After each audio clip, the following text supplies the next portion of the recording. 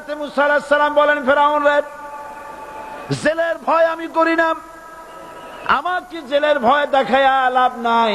আমি আল্লাহ পাকের পয়গম্বর হযরত মুসা আলাইহিস সালাম। ফিরআউনের দলবল আছে, লোক লস্কর আছে, তার অস্ত্রের অভাব নাই। আল্লাহ রাব্বুল আলামিন মুসা আলাইহিস সালামের কাছে একটা অস্ত্র দিয়া দিলেন। দিছিলেন কিনা? আল্লাহ পাক হযরত মুসা কি বলেছেন, ওয়া মা তিলকা বিয়ামিনিকা ইয়া মুসা। মুসা রে, তোমার হাতে ওটা কি? মুসা আলাইহিস সালাম বললেন, এটা লাঠি। আল্লাহ পাক বললেন, ফেলে দাও লাঠি। লাঠি ফালায় দিলেন। কি হয়ে গেল? হিয়া হাইয়াতুন তাসআ। লাঠি হয়ে গেল। এখন লাঠি পড়ে সাপ হয়ে গেল।